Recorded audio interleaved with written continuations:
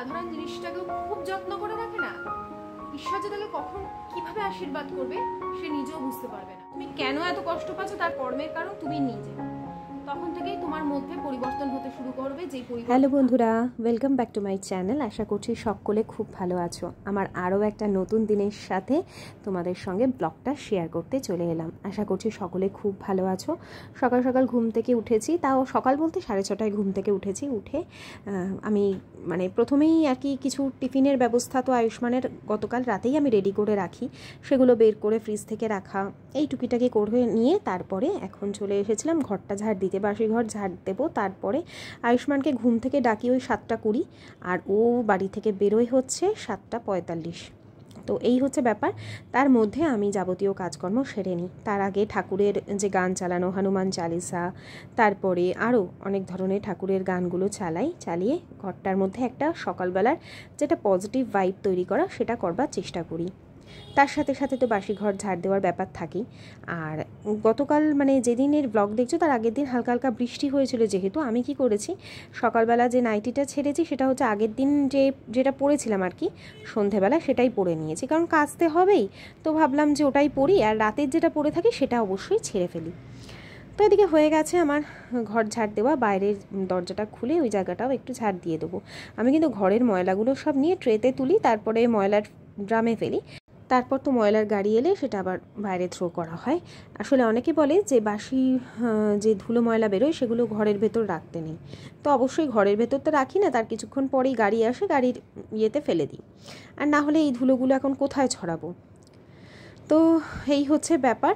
আর সকালবেলার সময়টা বেশ একটা ভালো লাগা, ঠান্ডা ঠান্ডা ওয়েদার থাকে যথেষ্ট। তারপরে সবথেকে ঠান্ডা বলতে ওয়েদারটা ঠান্ডা না, লোকজন ওঠে কম, একটা স্নিগ্ধতা, একটা শান্ত পরিবেশ থাকে। তো আমার সব সময়ের জন্যই সকালটা প্রিয়।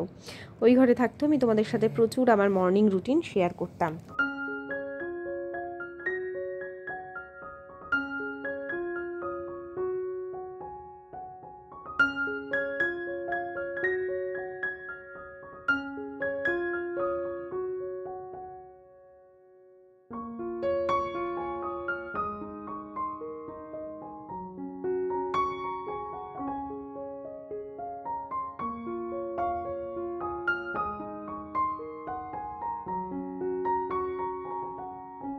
তো গতকাল তো আমি বান রুটি বানিয়েছিলাম, তার আগের ব্লগেই তোমরা পেয়ে গেছো হয়তো সেই ভিডিওটা, হয়তো কেন পেয়ে গেছো। তো এত ভালো বেস্ট রুটি হয়েছে। এতদিন আমি যত ধরনের ব্রেড তোমাদের সাথে শেয়ার করেছি তার মধ্যে কালকেরটা বেস্ট হয়েছে। আর আমি কিন্তু তোমাদের বলেইছি যে আমি কিভাবে প্রসেসটা করেছি, বা এরপরে নেক্সট টাইম যখন করব আমি তোমাদের সাথে আবার শেয়ার করে দেবো। তো আয়ুষ্মানেরটাই টুটি ফ্রুটি দিইনি, কারণ ও বারণ করেছিল। এখন এইটাকে আমি বার্গার ব্রেড হিসেবে ব্যবহার করব। অ্যাকচুয়ালি বললাম না, গতকাল বলেছিলাম তোমাদের যে বান রুটি হলে কী হবে, আমি মিষ্টিটা একটু কম দিয়ে ফেলেছি, আরও একটু বেশি মিষ্টি লাগবে, তবেই ওই স্পিড বান যেটা হয় সেটা তৈরি হবে। আপাতত বার্গার ব্রেড হিসেবে একদম পারফেক্ট ছিল। তো মাঝখান থেকে স্লাইস করে নিয়েছি। আর ওই যে চিকেন পকোড়াও করেছিলাম কালকে, সেখান থেকেও 2-4 পিস রেখে দিয়েছিলাম। সেটাকে আমি কি করব দেখাচ্ছি তোমাদের। একদম পারফেক্ট একটা বার্গার তৈরি হবে, প্যাটি উইদাউট প্যাটি আর কি, প্যাটি ছাড়া। তো আমি কি করলাম, ভালো করে এটাকে সেঁকে নিচ্ছি। অল্প অল্প করে বাটার দিয়ে নিয়েছি। তোমরা চাইলে ঘিও অ্যাড করতে পারো, তবে বাটার দিলে একটা সুন্দর স্মেল আসে। তো ভালো করে চেপে এটাকে সেঁকে নিলাম দুটো দিক দিয়েই, যাতে কোনোভাবেই কাঁচা জিনিসটা না থাকে বা অম্বল না হয়। তো এইভাবে করে নিয়ে এখন আমি এই তাওয়ার মধ্যে অল্প পরিমাণে বাটার দেব। এখন এর মধ্যে দিয়ে দেবো এই যে পকোড়াগুলো ছিল সেটাকে হাত দিয়ে টুকরো টুকরো করে কেটে দিচ্ছি।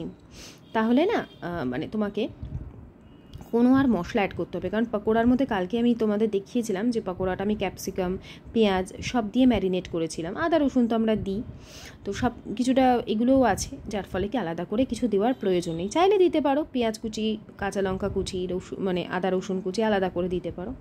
তো আমি জাস্ট বাটার দিয়ে এটা একটু সতে করে নিয়েছি। আর দেখলে তো কত অল্প পরিমাণ বাটার দিলাম, কারণ অলরেডি তো পকোড়ার মধ্যে তেল দিয়ে এটা তো ডিপ ফ্রাইতেই ভাজা ছিল। তো হয়ে গেল। এখন এটাকে বার্গারের ওপর ব্রেডের ওপরে দিয়ে দিচ্ছি।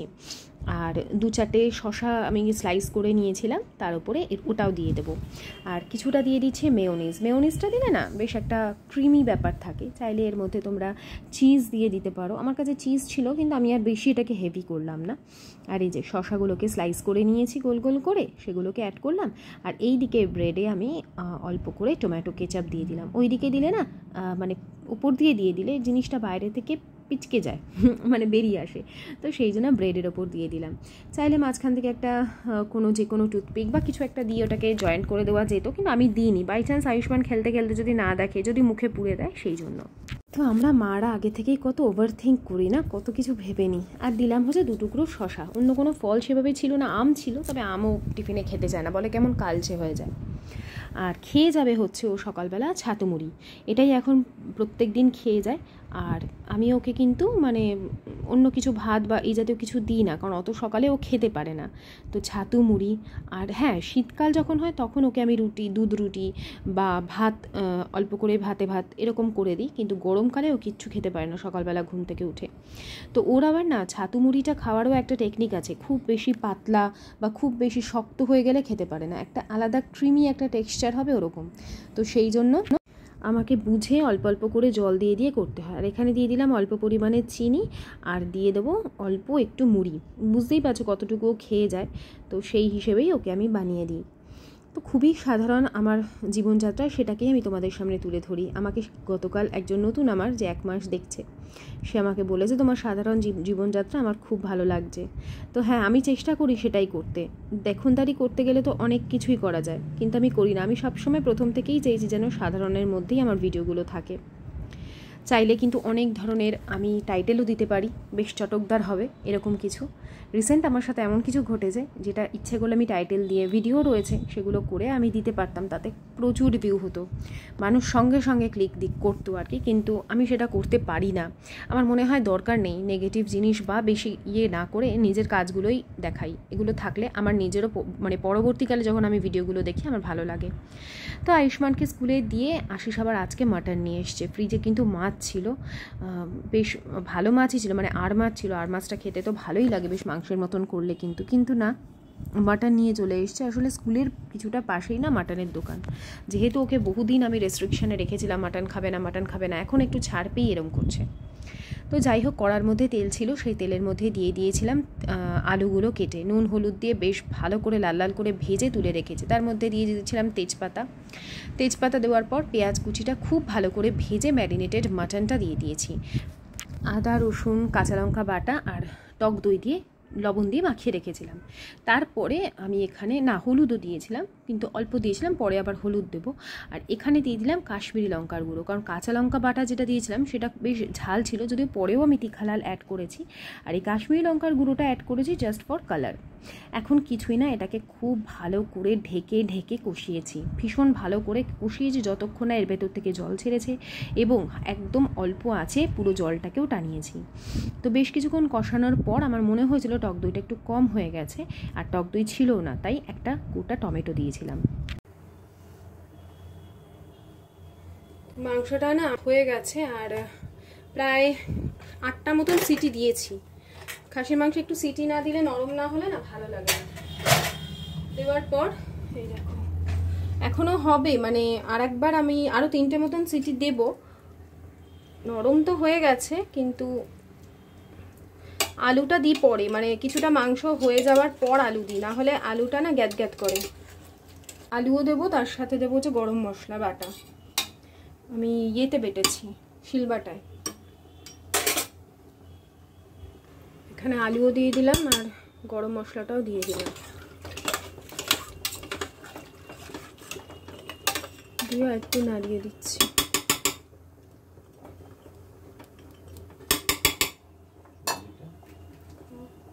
একটু ওর মধ্যে দিয়ে একটু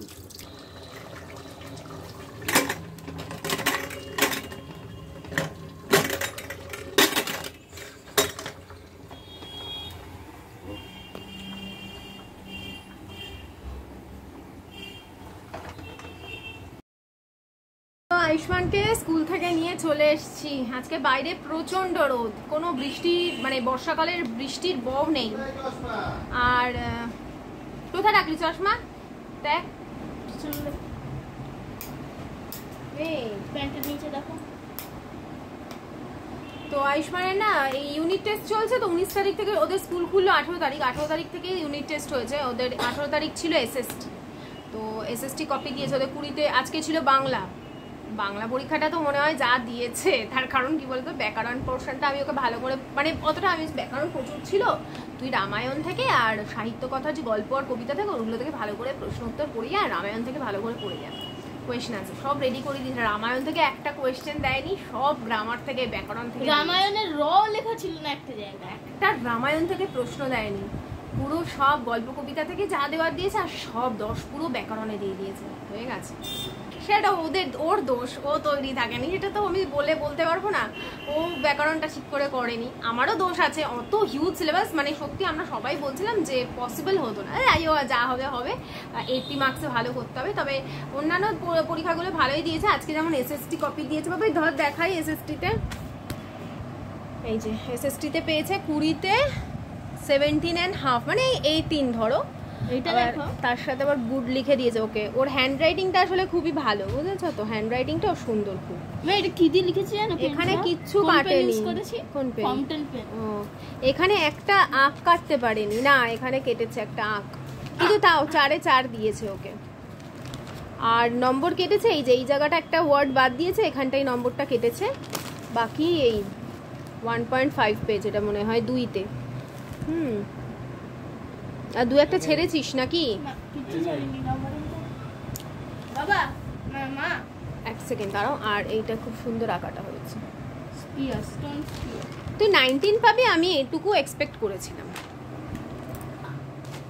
আবার বেঙ্গলি এলোকিউশনে নাম দিয়েছে। বাবাই বল, তুই যে পোয়েমটা বলেছিস আজকে একটু ভালো করে বল, কিভাবে বলেছিস বল বল। দেবতার ঠাই, সত্যেন্দ্রনাথ দত্ত।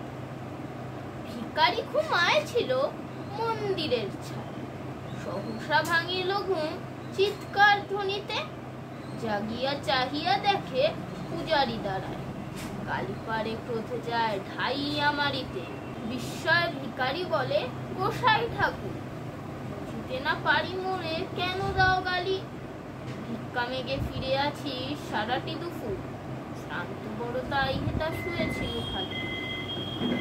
এতটাই বলেছো, পুরোটা বলনি? না, পুরোটা বলতে বারণ করেছে। যাক ভালোই হয়েছে, বলো। আমার ছেলেটা একটু একটু করে বাংলায় ঠিক হচ্ছে। বাংলাটা ও মানে কি বলো তো, আমারই দোষ, আমি ওকে ঠিক টাইমে ঠিক মতন পড়াইনি, মানে সময়টা দিইনি বাংলায় যতটা দেওয়ার। এখন দিই ওকে ঠিকঠাকভাবে বাংলাটা পড়াই। তা আমি ভেবেছিলাম এবারে বাংলা পরীক্ষাটা তো ভালোই হবে, কারণ হচ্ছে আমি রামায়ণ থেকে ওকে ভালো করে পড়িয়েছিলাম। তারপরে আমি জানি ব্যাকরণে 5 আসবে, ব্যাকরণে চলে এসেছে 10, রামায়ণ থেকে দেয়নি। হ্যাঁ, কি করা যাবে, এদিকে রান্নাবান্না আমার সব হয়ে গেছে। আমি এটাকে ধরছি না, ঠিক আছে যা পাস, অন্তত 20-তে যদি ও 10ও পায় ঠিক আছে, আর 10 পাবে কি করে না। ব্যাকরণ কিছু লিখেছে, একেবারেই লেখেনি তা না। 20-তে যদি 10ও পায়, ওদিকে 80টা মেকআপ দিতে হবে। আর এই হচ্ছে ব্যাপার। বাকি পরীক্ষাগুলো মোটামুটি ভালোই দিয়েছে ও। কালকে ইংলিশ 1, পরশু ইংলিশ 2, সব 20 করে হচ্ছে ইউনিট টেস্ট। তারপরে ফাইনালে মানে ফার্স্ট টার্মের জন্য রেডি হতে হবে। তো এখন পরীক্ষা। তবে এখন কি বলতো, পড়াতে না ভালো লাগে এখন। মানে আমি ওকে দেখি তো, পুরোটাই বলতে গেলে পুরোটা, মানে গাইড একজন আছেন, মানে ম্যাম তো আছেন, কিন্তু পড়াটা আমিই খেয়াল করি। আগে যেমন পুরো ম্যামের ওপরেই ছেড়ে দিয়েছিলাম, এখন আর সেটা করি না, এখন আমিই পড়াই। তো এটাই বুঝতে পারি যে মাকে দেখাটা ভীষণ দরকার। আমি আগে নিজের কাজের জন্য সত্যি বলতে পারতাম না, আদার্স আনুষঙ্গিক অনেক দিকে তখন মন দিতাম। এখন আমি কোনো দিকে বাইরের আউটসাইডে মন দিই না, আর ছেলের প্রতি কনসেন্ট্রেট করি, বাকি কোনো কিছুর দিকে আর নজর দিই না। অনেক ঘোরাফেরা হয়েছে, অনেক কিছু হয়েছে, এবার একটুখানি ছেলেকে ঠিকঠাকভাবে বড় করতে হবে, মানুষ করতে হবে। আর নিজের কাজ তো আছে, নিজের সংসার তো আছে। Mental peace is very necessary, এইটুকু আমি বুঝে গেছি। তো এই প্রেশার কুকারটা হয়তো অনেকে জানতে চাইবে, এটা কিন্তু প্রেস্টিজের ক্লিপ অন 5 লিটারের প্রেশার কুকার। এটা আমি কিনেছিলাম বহু বছর আগে, ইউটিউবে আসারও আগে, 2019-এ যতদূর সম্ভব, মানে লকডাউন হওয়ারও আগে। তো মাঝখানে না প্রবলেম হচ্ছিল, সেই জন্য দেখলে না কিছুদিন আগে ব্লগ যারা দেখেছো তারা দেখবে আমি ঠিক করিয়ে এনেছিলাম, অনেক দিন ব্যবহার করা হয়নি। গ্রীষ্মান এখন পড়তে যাবে, এখন বাজে বিকেল 5:30। পড়ে এসছে, সায়েন্স পড়ে এই জাস্ট ঢুকেছে, আবার এখন যাবে ইংলিশ পড়তে, কারণ ওর কালকে ইংলিশ 1 পরীক্ষা। আজকে ওর ইংলিশ থাকে না, ওর মেনলি ম্যাথস আর সায়েন্স থাকে, কিন্তু যেহেতু পরীক্ষা, ম্যামকে ফোন করেছিলাম, উনি বলেছেন পড়তে আসতে। তো বনভিটা এই 5 টাকারগুলোই নিয়ে এসেছি, না হলে না নষ্ট করে, খায় না, প্রত্যেক দিন তো খায় না। আগে ছোটোবেলা ছিল আমি দিতাম, তখন খেয়ে শেষ হয়ে যেত। এখন এই 5 টাকার এই যে হরলিক্স একটা আনিয়েছি আর একটা বর্নভিটা আনিয়েছি। আজকে আয়ুষ্মানকে নতুন কাপে দেবো। এই কাপগুলো তোলাই রয়েছে, দেখো এটা আমার মানে আয়ুষ্মানের 10 বছরের জন্মদিনে আমার বান্ধবী রহিনা ও দিয়েছিল। এই যে আয়ুষ্মানের ছবি, আর এই কাপে ওকে এখন দুধ দেবো খেতে। এটা খেয়ে ও পড়তে চলে যাবে। এই একটা 5 টাকার প্যাকেট দুবার চলে যায়, মানে আমার ছেলের চলে যাবে, অনেকের আছে যে বেশি খায়, তার ব্যাপারটা আলাদা। তো এখন তো ওকে মানে দুধটা দেওয়াই হয় না, কারণ ও দুধ না খুব একটা বেশি হজম হয় না, গ্যাস হয়। বুঝতে পারি কীরকম সমস্যা হয় বলো তো, ওর কিছু খাবার ইচ্ছেটাই চলে যায়, এরকম ব্যাপার, মানে অন্য কিছু খেতে চায় না। তো যাই হোক, আপাতত 4টে বিস্কিট আর দুধ দিয়ে দিলাম, এখনও পড়তে বেরিয়ে যাবে এটা খেয়ে। টাটা বাবা। দুর্গা দুর্গা ভালো করে সব কালকে যা যা আছে সব জেনে আসবে ম্যামের কাছে, হ্যাঁ, লক্ষ্মী ছেলের মতন। দুর্গা দুর্গা।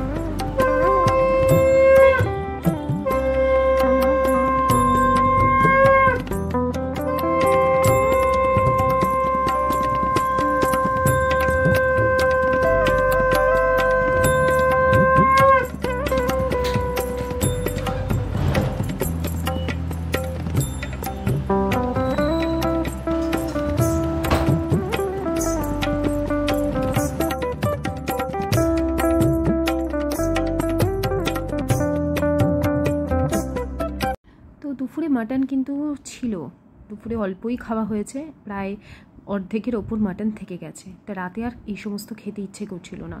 দেখবে একবেলায় কিন্তু চিকেনটা দুবেলা তুমি চালিয়ে নিতে পারবে, মানে একবেলা করলে বিকেলবেলা রাত্রিবেলা হয়ে যায়, রুটি করি বা ভাত করি, কিন্তু মাটন একবেলাই খাওয়া যায়, রেওয়াজি হলে তো আরোই গাগুলায়। তো সেই জন্য ওটাকে রেখে দিয়েছি যে পরের দিন আর অন্য কিছু রান্না হবে না, মাটন থাকবে, তার সাথে একটা ডাল তরকারি হয়ে যাবে। তো ফ্রিজে যত সবজি ছিল, মানে দেখবে হয় না, একটা ঝিঙে, 4টে পটল, একটু কুমড়ো, এরকম সব থেকে যায়, 2টো কাঁকরোল, একটা শুকনো লাল আলু ছিল, জানো, মানে লাল আলুগুলো দেখবে অনেক দিন চলে যায়, তো সেই রকম লাল আলু, আর দেখো 2টো বোধহয় না 3টে ঢ্যাঁড়স ছিল। সব সবজি একসঙ্গে ধুয়ে তেলের মধ্যে, মানে কড়াইয়ের মধ্যে বেশ কিছুটা তেল দিয়েছি, এখন তেলের মধ্যে দিয়েছি পেঁয়াজ কুচি আর রসুন কুচি, একসাথে কুচিয়ে নিয়েছিলাম চপারের মধ্যে, ওটাকে দিয়েছি, কোনো ফোড়ন দিইনি, জানো তো, এত স্বাদ হয়েছিল আমি তোমাদের কি বলবো। অন্যান্য সময় হলে আমি 5 ফোড়ন দিই অল্প করে, আর আদা বাটা জিরে বাটা দিই, কিন্তু যেহেতু আজকের যে সবজিগুলো ছিল সব ধরনের সবজি ছিল, মানে বেগুন বাদ দিয়ে কুমড়ো থেকে, পটল থেকে, ঝিঙে থেকে, ঢ্যাঁড়স থেকে, সব ধরনের, লাল আলু থেকে, আর একটা আলু দিয়েছিলাম। তো যার ফলে একটু রসুনের গন্ধ দিলে আমার মনে হচ্ছিল ভালো লাগবে। আর সবজিগুলো মোটামুটি বেশ, ধরো ঝিঙেটা একটুখানি শুকিয়ে মতন এসছিল, তো সেই জন্য একটু রসুন ফোড়নটাই আজকে দেওয়ার প্রয়োজন ছিল। আদা বাটা জিরে গুঁড়ো একদমই স্কিপ করেছি। অন্যান্য সময় যখন আমি মিক্স ভেজ করি অবশ্যই আদা বাটা জিরে বাটাটা দিই, কিন্তু আজকের তরকারিটা সবাই খেয়ে মানে বাহবা দিয়েছে, এতটাই ভালো হয়েছিল এই মিক্সড ভেজটা। তো খুবই হালকার ওপর, কিন্তু সব সবজির গুণাগুণ কিছুটা হলেও তো পাওয়া গেল, তাই না? হয়ে গেল। এখন হলুদ দিয়ে দিয়েছি, পরিমাণ মতন লবণ দিয়ে এটাকে জাস্ট ঢেকে ঢেকে রান্না করতে হবে, আর কিচ্ছু না। এই যে সব একদম ঘ্যাট মতন হয়ে গেছে, বেশ গা মাখা ছিল। বাঁধাকপি আমার ফ্রিজে ছিল, কিন্তু বাঁধাকপিটা আমি দিইনি। আর ধনে পাতাটাও দেখো একটুখানি ছিল, সেটাও একদমই প্রায় শুকিয়ে গেছিলো, সেটাকেও দিয়ে দিলাম। পুরো ফ্রিজ আমার খালি হয়ে গেল, কোনো জিনিসটাই আমি অপচয় করলাম না। যা ছিল সব একটু জলে ভিজিয়ে রাখলে, মানে যেগুলো ধরো মিয়ে গেছিলো সেগুলো একটু জলে ভিজিয়ে রাখলেই তাজা হয়ে গেছে। তো এইভাবে আমি সব সবজিগুলোকে ইউটিলাইজ করে নিলাম। শেষে যেটা দিলাম সেটা হচ্ছে অল্প করে চিনিটা দিলে একটু মিষ্টি তরকারি, যদিও কুমড়োর মধ্যে, গাজরের মধ্যে, লাল আলুর মধ্যে মিষ্টি থাকে, তবুও চিনির একটা হালকা মিষ্টি দিলে সেটা আরও বেশি ভালো লাগছিল খেতে। আর এখন আমি রুটিটা আগে করে নেব। আরও একটা জিনিস বানাবো, 2টো আম ছিল, আমগুলো না নিচের দিকটা একটু নরম মতন হয়ে গেছে, যেটা এমনি খেলে না একটা গন্ধ লাগে, তো সেই আম দিয়েও একটা কেক বানাবো। আম আজকে নতুন আম এসছে, মানে 2 কেজি মতন আশিস আরও নতুন আম নিয়ে এসছে, যার ফলে কি আমি ওই আমগুলোকে ইউটিলাইজ করে নেবো কেক বানিয়ে। তাহলে কি আমটা এমনিও কোনো নষ্ট হচ্ছে না, একটু নরম নরম হয়ে গেলেও সেটা কেকের মধ্যে চলে যাচ্ছে। আর সবজিগুলো ব্যবহার করে নিলাম, তার মানে ফ্রিজ আমার টোটালি একদম ক্লিন হয়ে গেল। এরপরে টাটকা সবজি হোক, টাটকা ফল হোক, সেগুলো আসবে। তো আটা মেখে নিলাম সঙ্গে সঙ্গে, আর তার সাথে করে নেব মাত্র 5টা রুটি, আশিসের 2টো, আয়ুষ্মানের 2টো, আমার একটা। আমাকে গতকাল একজন বলছিল, দিদি তুমি কিভাবে স্লিম আছো? দেখো আমি মাঝখানে প্রচুর ডায়েট করেছিলাম, তখন আমি কিন্তু অনেকটা ওজন কমিয়ে ফেলেছিলাম। এখন আমি ডায়েটটা বন্ধ করেছি, কখনো একটু বেশি পরিমাণে খাচ্ছি, কখনো খাওয়াটাকে এইভাবে কমিয়ে দিচ্ছি, ভাত পরিমাণে অল্প খাচ্ছি, রুটি একটা খাচ্ছি, এরকম। তো এইভাবেই আমি জিনিসটাকে মেনটেন করবার চেষ্টা করছি, কোনো কিছুই একেবারে আর ছেড়ে দেবো না। তাতে কি বলো তো, একটা এজ হয়ে গেছে তো, সব কিছু সব সময় নেওয়া যায় না। আর আমরা যেভাবে ঘরোয়াভাবে থাকি, কোনো খাবার নষ্ট করতে পারবো না। আয়ুষ্মান হয়তো একটা রুটি খেলো না, সেটা আমি ফেলে দেবো, তো আমাকে খেয়েই নিতে হয়। তো এই হচ্ছে ব্যাপার, কোনো জিনিস অপচয় না। আবার সব জিনিস বুঝে নিয়ে আমাদের চলতে গেলে একটু তো মানে মাথা খাটাতেই হবে, এই হচ্ছে ব্যাপার। তাই জন্যই তো আমরা মধ্যবিত্ত। এখানে দেখো হয়ে গেছে তরকারি। আর জানো তো, আমি এগুলো বলি বলে কিছু কিছু বাচ্চা ছেলেমেয়েই হবে, তারা এসে বলবে কি জ্ঞান দিচ্ছ। আসলে তাদের সেই বোধটাই হয়নি যে আমরা কোন সেন্সে এই জ্ঞানগুলো না অর্জন করলে আমাদের কোন জায়গায় ক্ষতিটা হবে। আবার অনেকেই আছে অত্যাধিক ডেসপারেট, ওই ডেসপারেসিটা আমার তো আসে না, বা আমি করতে চাইলে করতে পারতাম, নিজের লাইফস্টাইলকে অনেক হাইফাই দেখাতে পারতাম, বা অনেক বড় বড় কথা বলে আমি ভিডিও করতে পারতাম। তাতে হয়তো আমার নেগেটিভ ইমপ্রেশন হতো, এবং মানে প্রচুর হতো। তাদের কাছে তো আমি নেগেটিভ পার্সনই অবশ্যই, যারা এই কথাগুলো বলে। তার সাথে সাথে কিন্তু প্রচুর আমি নামও করে যেতাম, কিন্তু আমি সেটা তো চাইনি। আমি চেয়েছি, আমি যেভাবে নিজের বোধ জাগিয়েছি, নিজের মধ্যে নিজের মানে নিজেকে উন্নত করেছি, চেয়েছি সেভাবেই আমি আমার ভিডিওর মধ্যে সেগুলোকে, সেই বার্তাগুলোকে পৌঁছতে। তাতে 2-1জন মানুষ তো আমাকে খারাপ বলবেই, না হলে কি আর এত যারা আধ্যাত্মিকতা নিয়ে ভিডিও করে তাদের কাছে কম নেগেটিভ কমেন্ট, কম ডিসলাইক বাটনে প্রেস হয় বলো? কি আর করা যাবে। তো আশিস না 3টে মিষ্টি নিয়ে এসেছিলো, আয়ুষ্মানের জন্য ওই তালসার সন্দেশটা, আর আমাদের জন্য ওই 2টো সাদা সন্দেশ। আমি আবার ওই সাদা সন্দেশটা খাইনি। আর এই যে আমগুলো দেখো একটু কালচে হয়ে গেছে, আমি কাটছি তখনই তোমরা বুঝতে পারবে যে জায়গায় জায়গায় না নরম টাইপের হয়ে গেছে, আর একটা কালো কালো দাগ হয়ে গেছে, বেশ কিছু জায়গা ফেলে দিতে হয়েছে আমাকে। আর এই নরম আমগুলো না কাটতেও খুব সমস্যা। তো এমনি ধরো এটাকে আমলাস্সি বানিয়ে খাওয়া যেত। এই দেখো এই কালো অংশটা একটা কেমন হয়ে গেছিলো, আমলাসি বানিয়েও কিন্তু খাওয়া যেত। আমি আমলাসির রেসিপি মনে হয় তোমাদের সাথে শেয়ার করেছি অলরেডি, যদি না করে থাকি তাহলে বলো, আমি চিয়া সিড দিয়ে কীভাবে বানাই তোমাদের সাথে, ড্রাই ফ্রুট দিয়ে আমি শেয়ার করে দেবো। সব কিছুর মধ্যেই চেষ্টা করি একটু হেলদি কিছু রাখার, এমনিই তো ভেজাল খেয়েই সব হচ্ছে।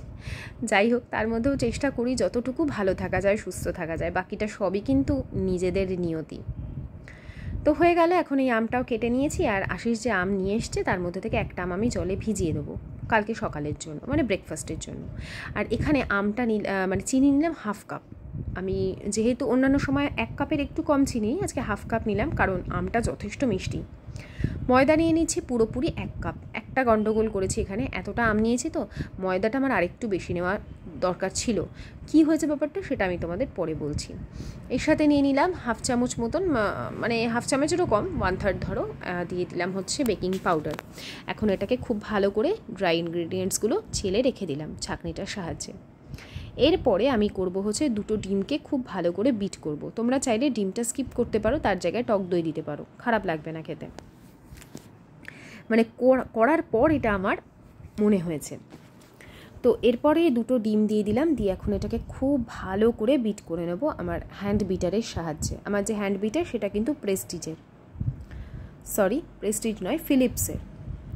কিনেছিলাম প্রায় অনেক দিন হয়ে গেল, যতদূর সম্ভব 2021-এ।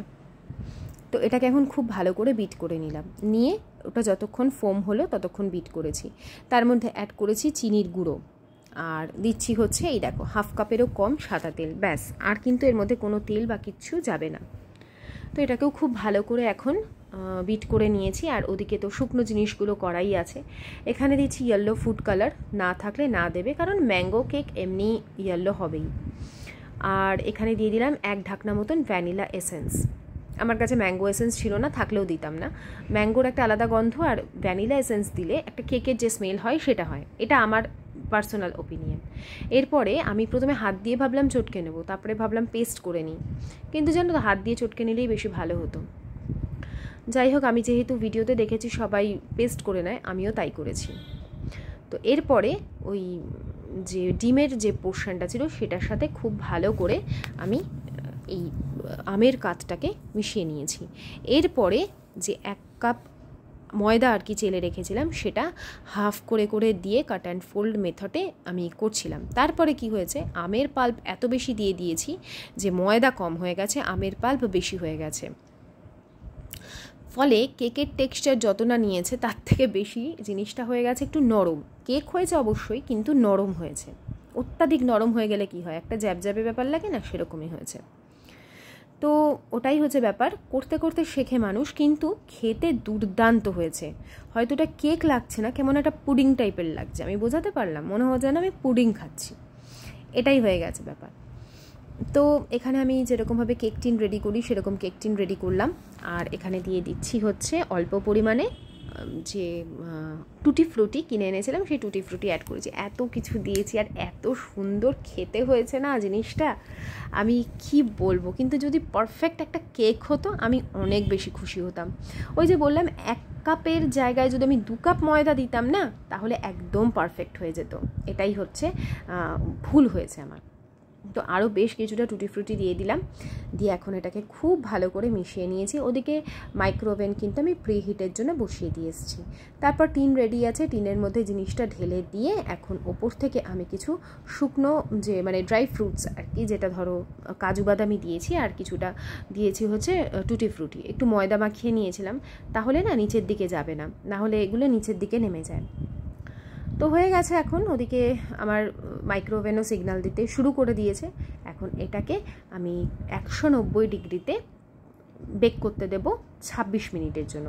26 মিনিট দেওয়ার পর আরও 10 মিনিট আমি দিয়েছিলাম, যেহেতু একটু নরম নরম লাগছে, আমি ভাবছি হয়তো ম্যাঙ্গোটা বেশি আছে বলে সময় লাগছে, তো আরও 10 মিনিট আমি দিয়েছিলাম। কিন্তু তারপরে দেখলাম যে না, আর জিনিসটা নরম লাগছে না।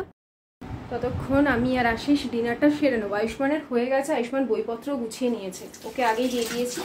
এবার আমি আর আমার কর্তামশাই খাবো গল্প করতে করতে। তো আমি এটাই আজকের ভিডিওতে দেখালাম যে আমার মনে হলো একটা জিনিস জানানো তোমাদের দরকার, যে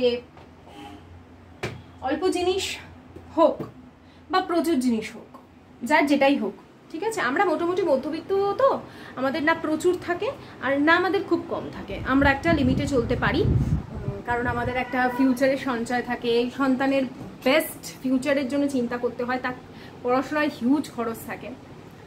তো অনেক সময় আমরা কি করি, অনেক কিছু এক্সেসিভ কিনে আনি, বা আমাদের যাদের একটু সংসারের জিনিসপত্র কেনার শখ আছে তারা কিনে কি করি, জিনিসপত্র অপচয় করি, যেটা একেবারেই অনুচিত। আম দুটো আমি তো জানোই একটু কন্ট্রোল করি খাওয়া দাওয়ার, যেহেতু আমার ফ্যামিলিতে দেখেছই একটু ওভারওয়েটের একটা টেন্ডেন্সি থাকে, জল খেলেও মোটা হয়, তো যার ফলে কি আমাকে একটু কন্ট্রোলে থাকতেই হয়। খেতেও ভালোবাসি, তবুও হেলথের কথা চিন্তা করে আমি কন্ট্রোল করি। তো আম সবসময় না থাকলে আশিসকেও দিই না, ছেলেকে কিছু কিছু ক্ষেত্রে দিই, তবু সবসময় তো ওকে দেওয়াটা ঠিক নেই, এবার আনাও হয়। একটা সিজনাল ফ্রুট খাওয়াটা না খেলে চলে যাবে, এবার মন খারাপ থাকে। তো আশিস যখন আনে না 2 কেজি 3 কেজি এরকম আম নিয়ে আসি। এবার দুটো পড়েছিল, যেটা একটু না নিচের দিকগুলো ফেচকে মতন গেলে এটা কেমন একটা গন্ধ হয় না, তো আম দুটো খেতে আর ইচ্ছে করে না তখন রুটি দিয়ে। আইদার ওটা দিয়ে আইসক্রিম করে নেওয়া যেতে পারে, আর না হলে একটা কেক বানিয়ে নেওয়া যেতে পারে। এবার আইসক্রিমে তো ক্রিম দিতে হবে, কনডেন্সড মিল্ক তো আমি বানিয়ে নিই, তোমাদের সঙ্গে শেয়ারও করেছি কীভাবে বানাই, কিনি না আমি, ঘরেই বানিয়ে নিই। আবার আজকের 2 কেজি আম নিয়ে এসছে আশিস, তো সেই 2 কেজি আম একদম নতুন টাটকা আম, তো সেগুলোকে এখন ধুয়ে রাখবো। আর যে ফ্রিজে সবজি ছিল শুধু গাজর বিনস বাদে আমি সব কেটে আজকে একটা তরকারি করে ফেললাম, তাহলে কালকে নতুন সবজি আনলে আবার একটা সবজি হবে, এরকম আর কি। এবার সকালবেলা মাটন হয়েছে, আজকে অনেকদিন বাদেই মাটন হয়েছে, তবু এখন ফ্রিকোয়েন্টলি আশিস মাটনটা আনে, যেটা আমাকে আবার ক্লোজ করতে হবে। আমি একটু কড়া না হলে হয় না, জানো তো, আমার ঘরে খাবো বলতে হবে খালি, ব্যাস, আর কোনো ইয়ে করতে হবে না, মানে তোমাকে ওয়েট করতে হবে না। কিন্তু আশিসের যেহেতু কোলেস্টেরল ছিল, এতটাও তো উচিত নয় ওর। তো এই জায়গাটা আজকে একটু রাত্রিবেলা গোছাবো, কিন্তু সেটা পরের ব্লগ থেকে স্টার্ট করবো, কারণ এই ব্লগটা অনেক বড় হয়ে যাবে। আমি এইটুকু তোমাদের গ্যারেন্টি দিয়ে বলতে পারি, আমার তো স্বামীর সাথে মানে পড়াশোনা কমপ্লিট করেছি, ও অনেকটা তাড়াতাড়ি যেহেতু আমরা বিয়ে করে নিয়েছি নিজেদের পায়ে না দাঁড়িয়ে, তো ওর সাথে আমি প্রচুর, তো আমার স্ট্রাগল পিরিয়ড মোটামুটি তোমরা জানোই, মানে আমি স্টোরি বলেছি আমার ইউটিউবে, তোমরা দেখোনি, ওটা যে স্টোরি শোনা। আয়ুষ্মান হওয়ার অনেক আগের কথাই বলছি, আমাদের সন্তান এসছে ততদিন আমরা সেটেল হয়ে গেছি, নিজেরা পয়সা কড়ি না জমিয়ে কারোর ওপর নির্ভরশীল হয়ে আমরা সন্তানকে পৃথিবীতে আনিনি, তো ততদিন আমরা সেটেল হয়ে গেছি। তো তোমরা জানো ওর সাথে আমার একটা স্ট্রাগল পিরিয়ড ছিল। সেই সময়ও আমার ঘরে একটা ছোট স্যাশে, ধরো গোলমরিচ নেই, একটা ছোট স্যাশে হলেও পাবে, কিন্তু কোনো জিনিসটা অপচয়, একটা টুকরো চাল থাকলেও আমি সেটা তুলে, এবার এগুলো কি বলতো, ছোট ছোট ছোট ছোট জিনিসগুলো আমি তোমাদের সাথে গল্পের ছলে শেয়ার করছি। আমি এইটুকু বলতে পারি, মানে যে খুব সাধারণ জিনিসটাকেও খুব যত্ন করে রাখে না, ঈশ্বর যে তাকে কখন কিভাবে আশীর্বাদ করবে সে নিজেও বুঝতে পারবে না। আজ আমরা যাকে দেখছি খুব, তার তো একদম খুব ভালো পজিশনে আছে, কিন্তু সে যদি খারাপ পথে থাকে, তার চাই না তবুও বলবো যে তাকে একদিন ভালো পথে আসার চেষ্টা করতেই হবে। আর যে এখন ভালো পথে আছে বা সারা জীবন থাকতে চেয়েছে বা অল্পে সন্তুষ্ট থেকেছে, ভালো কিছু দিতে চেষ্টা করেছে প্রকৃতিতে, পৃথিবীতে, সমাজে, একদিন না একদিন তার ঠিক ভালো ফল হবে, এইভাবে না হোক অন্য কোনো রূপে হবে, এইটুকু আমি একদম জানি। হয়তো অনেকটা জ্ঞান দিলাম, কিন্তু এটা আমি আমার নিজের অভিজ্ঞতা থেকে বলছি। আমি তোমাদের বলেছিলাম আমি যেমন যেটুকু কষ্ট পেয়েছি সেটা যেমন আমার কর্মের ফল পেয়েছি, মানে মাকে প্রচুর কষ্ট দিয়েছি, খুব প্যাম্পার্ড চাইল্ড ছিলাম, প্রচুর মাকে বিরক্ত করতাম। পরে যখন আমি খাবার নিয়ে মানে কষ্ট পেতাম যে সবাই খাচ্ছে, এমন তো নয় যে আমি একটা বাজে ফ্যামিলিতে এসে পড়েছিলাম, তা নয়, তবে কিছু কিছু ক্ষেত্রে মানুষ, যেমন আমার মা ধরো আমাকে না খেতে দিয়ে তো নিজে খাবে না, কিন্তু সবাই সেটা হয় না। তখন যখন ভাবতাম না কেউ আমাকে ডাকছে না খেতে, মানে বলছি রাগারাগি হলে, তখন বুঝতাম যে মায়ের সাথে এটা করেছিলাম না, ওই জন্য এই ফলটা আমি পাচ্ছি। এই হচ্ছে ব্যাপার। এই যে সেন্সটা তোমার চলে আসবে যে তুমি কেন এত কষ্ট পাচ্ছ, তার কর্মের কারণ তুমি নিজে, তখন থেকেই তোমার মধ্যে পরিবর্তন হতে শুরু করবে, যেই পরিবর্তনটা আমার হয়েছে। তখনই ভগবান স্বয়ং তোমার সহায় হবেন। তারপরে সারা পৃথিবী তোমার এগেনস্টে চলে যাক, তোমাকে ঠকাতে চেষ্টা করুক, যেই হোক, তোমাকে কেউ একটা কিচ্ছু বাঁকা করতে পারবে না। এটা একদম আমি আমার জীবনের অভিজ্ঞতা, আমি নিজে ফিল করি, আমার ঈশ্বরের উপস্থিতি, লোকনাথ বাবার উপস্থিতি আমি ফিল করি, তো আমি এই জন্যই কথাগুলো তোমাদের একদম গ্যারান্টি সহকারে বলতে পারি। আজকে সারাদিন তোমাদের সাথে একটু ভালো করে বকবক করিনি, মানে মনের কোনো কথা শেয়ার করিনি, প্রচুর কথা মনে চাপা থাকে, জানো তো, সব কথা তো বলা যায় না পাবলিকে। চলো এখন রান্নাঘরটা পরিষ্কার করে ডিনারটা সেরে বাসনপত্রগুলো ধুয়ে রেখে দিই, এর পরের ব্লগটা আবার এরপর থেকেই শুরু করবো। ও তার আগে তোমাদের কেকটা অবশ্যই দেখাবো, কেকটা কেমন তৈরি হলো। তো এই দেখো, এমনিতে সবই দেখতে সুন্দর, সবই হয়েছে, কিন্তু সেই যে ফোলা ব্যাপারটা ওটা হয়নি, আর একটা কেমন পুডিং পুডিং টেস্ট। তবে নেক্সট আরও একবার আমি ট্রাই করব এবং সেটাকে পারফেক্ট বানিয়েই ছাড়বো। তো চলো আজকের মতন টাটা।